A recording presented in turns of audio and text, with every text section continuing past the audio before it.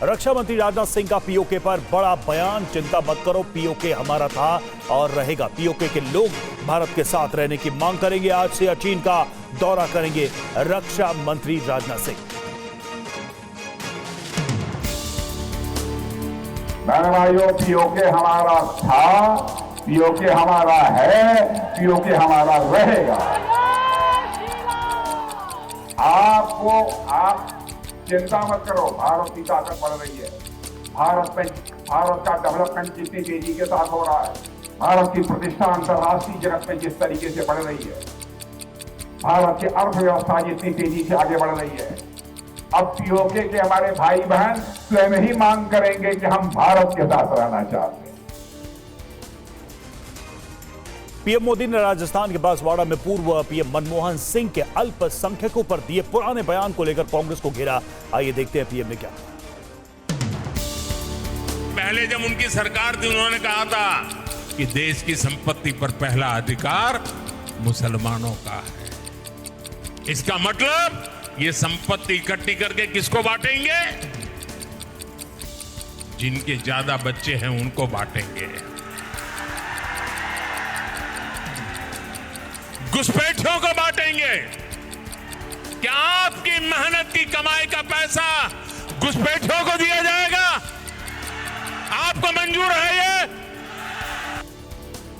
कांग्रेस अध्यक्ष मल्लिकार्जुन खड़गे ने पीएम के भाषण पर पलटवार किया। उन्होंने एक्स पर लिखा कि मोदी जी ने जो कहा वो हेट स्पीच के साथ साथ ध्यान बटाने वाली सोची समझी चाल है।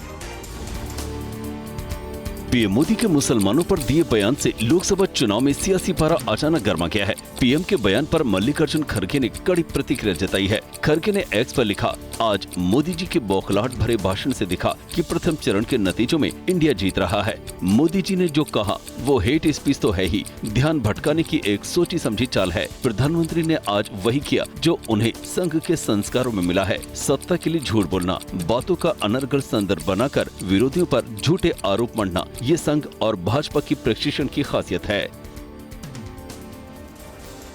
राहुल गांधी ने कहा कि पहले चरण के मतदान से निराशा के चलते पीएम मोदी घबरा गए, इसलिए इस तरह के बयान दें। जो गोल्ड है बहनों का और जो संपत्ति है, ये सबको समान रूप से वितरित कर दी जाएगी। पीएम मोदी के इस बयान पर राहुल गांधी ने तंज कसा है। राहुल ने एक्स पर लिखा, पहले चरण के मतदान में निराशा हाथ लगने के बाद नरेंद्र मोदी के झूठ का स्तर इतना गिर गया है कि घबराकर वो अब जनता को मुद्दों से भटकाना चाहते हैं। कांग्रेस के क्रांतिकारी मैनिफेस्टो को मिल रहे अपार समर्थन के रुझान आने शुरू हो गए हैं। देश अब अपने मुद्दों पर वोट करेगा, भारत भटकेगा नहीं। और पीएम के मुसलमानों पर बयान को लेकर ओवैसी ने भी पलटवार किया। ओवैसी ने क्या कहा, आइए देखिए।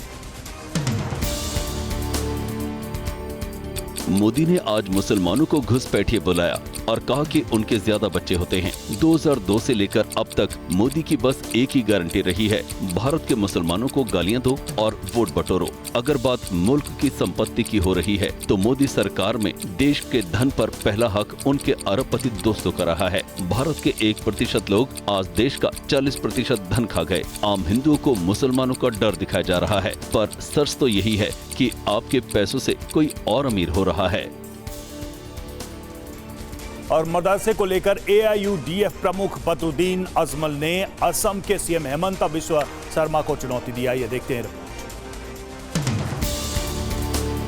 असम में all India United democratic front यानी एआईयूडीएफ के प्रमुख बदरुद्दीन अजमल ने एक चुनावी सभा में कहा, डायरी में लिखिए हिमंता बिस्वा शर्मा, लोकसभा चुनाव के बाद सांसद बनते ही 700 नए मदरसे खोलूंगा।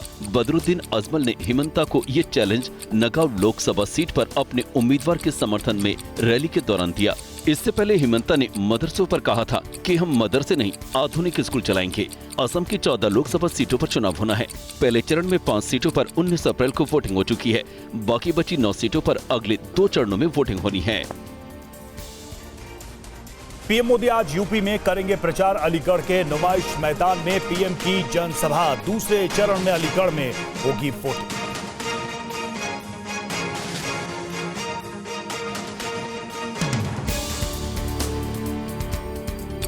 पीएम मोदी आज प्रचार अभियान के तहत यूपी के अलीगढ़ का दौरा करेंगे। नुमाइश मैदान में पीएम अलीगढ़ और हाथरस लोकसभा सीट की चुनावी जनसभा को संबोधित करेंगे। पीएम यहां करीब 40 मिनट लोगों को संबोधित करेंगे। जनसभा के लिए जर्मन हैंगर तकनीक पंडाल बनाए गए हैं। कार्यक्रम स्थल के पीछे मंच के पास 3 हेलीपैड बनाए गए हैं। सीएम योगी, बीजेपी प्रदेश अध्यक्ष चौधरी भूपेंद्र सिंह, यूपी सरकार में मंत्री असीम अरुण और संदीप सिंह शामिल होंगे। लोकसभा चुनाव के दूसरे चरण में 26 अप्रैल को अलीगढ़ में मतदान होना है। प्रियंका गांधी ने संविधान को लेकर पीएम मोदी पर वार किया। प्रियंका ने कहा कि सिर्फ सत्ता के लिए पीएम संविधान बदलना चाहते।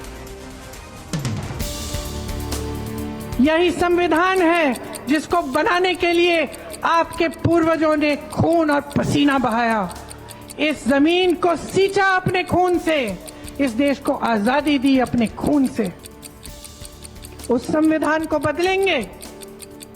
क्या जरूरत है उसे बदलने की? कभी सोचा है? क्योंकि ये प्रधानमंत्री सिर्फ सत्ता चाहते हैं। ये चाहते हैं कि पब्लिक का अधिकार, कि जनता का अधिकार कमजोर हो। और कांग्रेस नेता पी चिदम्बरम ने कहा कि अगर उनकी पार्टी की सरकार आई तो भारतीय न्याय संहिता समेत मोदी सरकार के 5 कानूनों को रद्द किया जाए। भारतीय न्याय second Samhita, that is the equivalent to IPC, the Bharat Nagrik Suraksha Sanhita, that is the CRPC, and the Bharatiya Saksha Second Act, that is the Evidence Act. These 5 will be totally repealed. Then we have 8 laws which will be repealed and new laws will be made. Then we have 25 laws which will be amended and brought on par with the Constitution. BJP नेता शुभेंदु अधिकारी ने सोमवार को बड़ा धमाका करने वाले बयान पर ममता बनर्जी ने पलटवार किया है। ममता ने कहा कि हम किसी से डरने वाले नहीं। शुभेंदु अधिकारी ने कहा था कि सोमवार को वो ऐसा धमाका करेंगे जो टीएमसी नेतृत्व को हिलाकर रख देगा। ममता बनर्जी ने बलूरघाट की रैली में इसका जवाब दिया। এই যে বোমা টোমা ফাটানোর কথা বলছে না, আমিও টার্গেট, অভিষেকও টার্গেট। এরা আমাদের জীবন পর্যন্ত নিয়ে নিতে পারে, এত ডেঞ্জারাস এরা। তাই মনে রাখবেন, নিজেদের নিরাপত্তা নিয়ে আমরা কখনো ভাবি না। ममता ने शुभेंदु को गद्दार बताया और कहा कि उन्होंने संपत्ति बचाने के लिए बीजेपी से हाथ मिला लिया। गृह मंत्री और बीजेपी अध्यक्ष का आज छत्तीसगढ़ दौरा। कांकेर में गृह मंत्री अमित शाह की जनसभा, बिलासपुर, दुर्ग, रायपुर में नड्डा की जनसभा। केंद्रीय गृह मंत्री अमित शाह आज छत्तीसगढ़ के कांकेर में जनसभा को संबोधित करेंगे। गृह मंत्री की सभा नरहरदेव स्कूल मैदान में होनी है। नक्सल प्रभावित इलाका होने के कारण सुरक्षा के भी पुख्ता इंतजाम किए गए हैं। रविवार शाम को गृह मंत्री के रायपुर पहुंचने पर सीएम विष्णुदेव साय, बीजेपी प्रदेश अध्यक्ष किरण सिंह देव सहित कई नेताओं ने स्वागत किया। वहीं बीजेपी अध्यक्ष जेपी नड्डा बिलासपुर, दुर्ग और रायपुर में चुनावी जनसभाओं को संबोधित करेंगे। नड्डा भिलाई पावर हाउस के ITI मैदान में लोगों को संबोधित करेंगे। दिल्ली में कांग्रेस पार्टी में नॉर्थ वेस्ट और नॉर्थ ईस्ट की सीट को लेकर अंतर कलह की खबरें हैं। क्या है पूरा मामला, देखिए इस रिपोर्ट में। रविवार को दिल्ली कांग्रेस की बैठक में बड़े हंगामे की खबरें हैं। सूत्रों की माने तो बैठक में उदित राज और कन्हैया कुमार को मिले टिकट का रिव्यू करने की मांग की गई। इसके लिए प्रभारी महासचिव के सामने ही कांग्रेस के पुराने नेताओं ने हंगामा किया। पूर्व मंत्री राजकुमार चौहान, कई बार के विधायक जय किशन, टिकट के दावेदार सुरेंद्र कुमार ने उदित राज का टिकट बदले जाने की मांग करते हुए जमकर विरोध किया। वहीं नॉर्थ ईस्ट सीट को लेकर हुई बैठक में पूर्व सांसद संदीप दीक्षित ने कन्हैया कुमार को टिकट दिए जाने का खुलकर विरोध किया था। और आम आदमी पार्टी नेताओं ने बीजेपी पर दिल्ली के सीएम अरविंद केजरीवाल को परेशान करने का आरोप लगाया और कहा कि 25 मई को दिल्ली वोट के जरिए बीजेपी को जवाब देगी।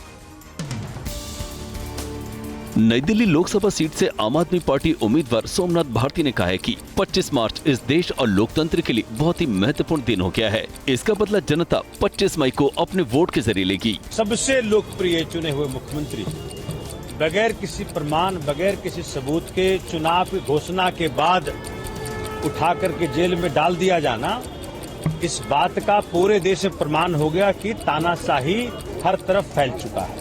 दिल्ली के मंत्री गोपाल राय ने भी कहा है कि लोग बीजेपी को जवाब अपने वोट की ताकत से 25 मई को देंगे। और आज जेल में बंद दिल्ली के सीएम अरविंद केजरीवाल को लेकर कई मामलों में कोर्ट में सुनवाई होनी है। देखते हैं रिपोर्ट।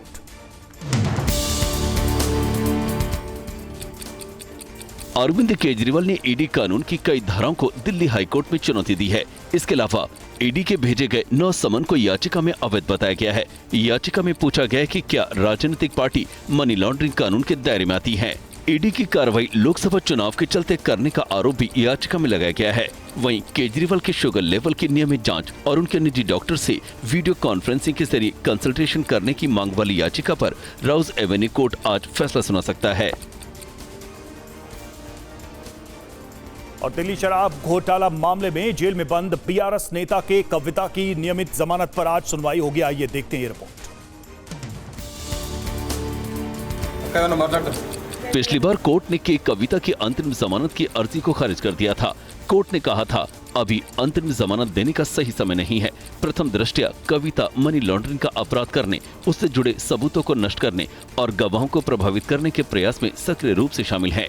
इसके बाद की कविता की तरफ से राउज एवेन्यू कोर्ट में नियमित जमानत याचिका डाली गई थी, जिस पर आज सुनवाई होगी। कविता को दिल्ली शराब घोटाले के मामले में गिरफ्तार किया गया था। कर्नाटक के हुबली में कांग्रेस पार्षद की बेटी नेहा हिरमैथ हत्या मामले में राजनीति तेज हो गई। बीजेपी ने आज राज्य भर में प्रदर्शन का ऐलान किया है।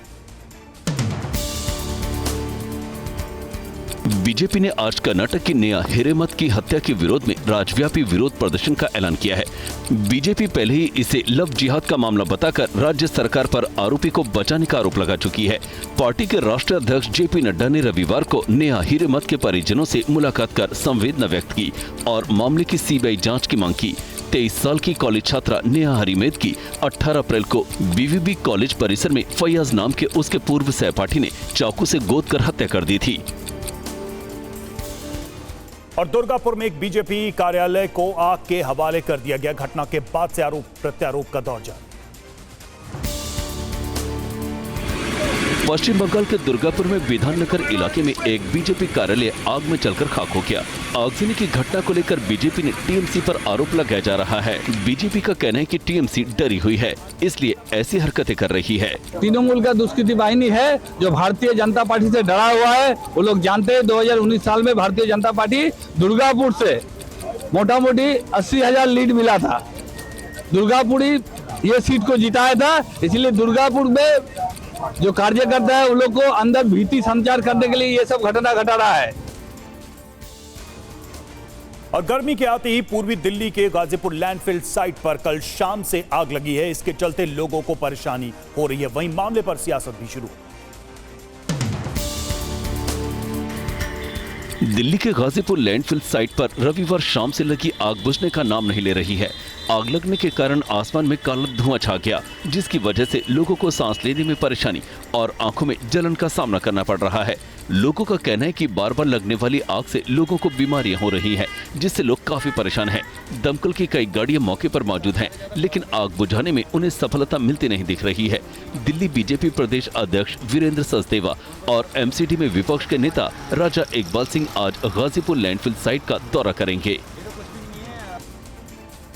टीवी 9 संवाददाता अंशुमन यादव ने दिल्ली के गाजीपुर लैंडफिल साइट पर लगी आग के हालात का जायजा लिया। उन्होंने क्या देखा, देखिए इस रिपोर्ट में। मैं इस वक्त गाजीपुर बॉर्डर के पास हूं, जो मछली बाजार की तरफ ये रास्ता जाता है। आप देख सकते हैं तस्वीरों में, इसके सीधे हाथ पर यानी कि जो कूड़े का ढेर है वहां पर आग लगी है। लगभग स्थानीय लोगों के अनुसार 2 से ढाई बजे ये आग लगनी शुरू हुई थी। पहले धुएं का गुबार उठा, उसके बाद ये आग लगातार फैलती चली गई, जिसके बाद फायर विभाग को कॉल किया गया है। लगभग दमकल की 8 से 9 गाड़ियां मौके पर मौजूद हैं और इस आग को काबू करने की कवायद शुरू हो गई थी। दिल्ली में केंद्रीय सचिवालय के पास एक निर्माणाधीन इमारत में आग लग गई। आग पर काबू पा लिया गया और कूलिंग की जा रही। रविवार शाम दिल्ली के केंद्रीय सचिवालय के पास एक निर्माणाधीन बिल्डिंग में आग लग गई।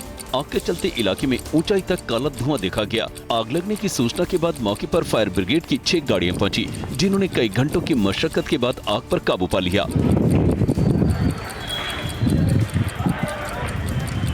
हादसे में किसी के हताहत होने की खबर नहीं है।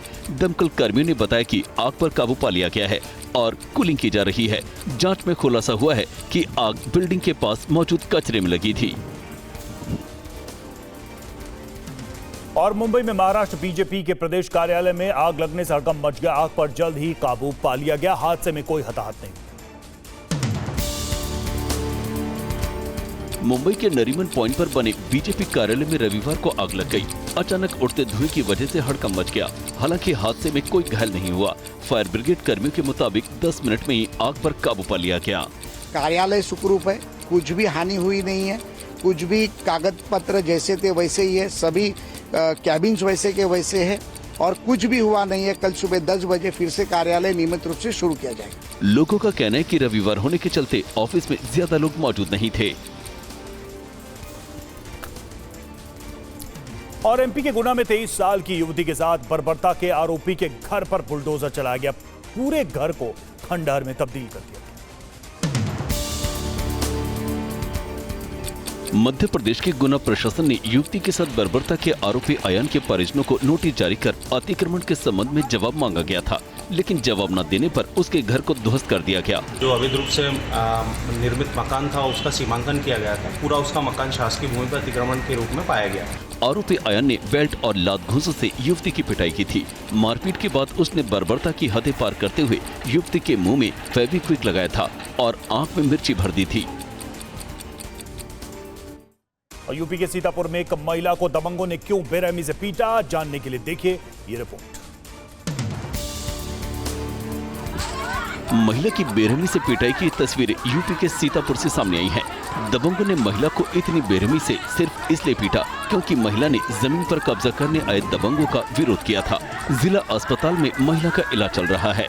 शमशाद, गुड्डू और मुख्तार, सादा सब लोग आए तो उनका डंडन मारे लगे आए लगे कि हमरे पे फिर इल्जाम लगाओ थे। पुलिस ने मामले की गंभीरता को देखते हुए मारपीट की धाराओं में केस दर्ज कर मामले की जांच शुरू कर दी है। और पेपर लीक मामले में यूपी एसटीएफ ने 4 आरोपियों को गिरफ्तार किया। इनके पास से 2 लाख रुपए और 2 कारें बरामद की। यूपी एसटीएफ ने आरओ और एआरओ भर्ती परीक्षा का पेपर लीक कराने वाले 4 आरोपियों को गिरफ्तार किया है। गिरफ्तार आरोपियों के नाम शरद सिंह पटेल, अभिषेक शुक्ला, कमलेश पाल और अर्पित विनीत हैं। एसटीएफ ने इन आरोपियों को लखनऊ से गिरफ्तार किया है। सभी आरोपियों ने मिलकर परीक्षा सेंटर के स्ट्रांग रूम से पेपर की फोटो खींचकर उसे बेचा था। इनके पास से आरओ, एआरओ का एक प्रश्न पत्र, 2 लाख रुपए कैश, 9 मोबाइल, 2 आधार कार्ड, एक ब्लैक वर्ना कार और एक सफेद इको स्पोर्ट कार बरामद की गई है। नोएडा पुलिस ने अवैध हथियारों का जखीरा बरामद किया है। पुलिस का कहना है कि जब्त किए गए अवैध हथियारों की तस्करी उत्तर प्रदेश समेत देश के बाकी राज्यों में की जाए। चुनाव से पहले नोएडा पुलिस ने अवैध हथियारों का जखीरा जब्त किया है। रविवार को नोएडा सेक्टर 24 के थाने की पुलिस ने हथियारों की तस्करी करने वाले 2 तस्करों को गिरफ्तार किया है। इसकी तलाशी लेने पर इसके पास से 7 तमंचे बरामद हुए, जिसमें से 3 तमंचा 315 बोर का, 4 तमंचे 12 बोर के रहे।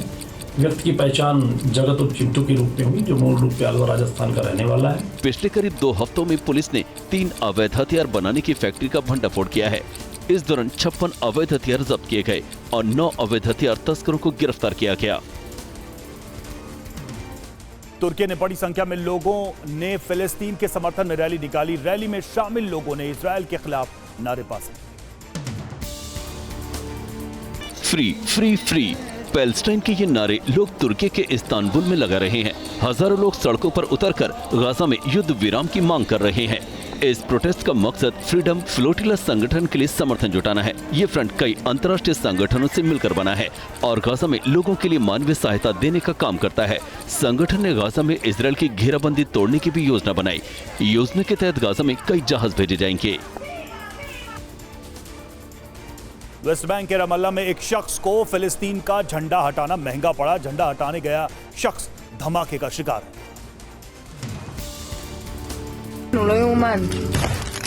ये भयानक वीडियो वेस्ट बैंक के रामल्ला शहर से सामने आया है, जिसमें दिख रहा है कि एक इजरायली शख्स अपनी कार से कहीं जा रहा है। तभी उसे सड़क किनारे एक जगह पर फिलिस्तीन का झंडा लगा दिखाई देता है। वो गाड़ी से उतरकर झंडे को हटाने जाता है, लेकिन जैसे ही वो झंडे को लात मारता है, वैसे ही जमीन के नीचे लगाए कई माइंस में धमाका हो जाता है और झंडा हटाने गए आदमी के परखच छोड़ जाते हैं। इस दौरान कार में सवार महिला वीडियो बना रही होती है, जिससे पूरी घटना मोबाइल कैमरे में कैद हो जाती है।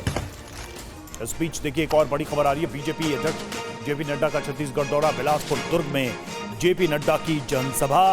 रायपुर में भी जेपी नड्डा करेंगे जनसभा।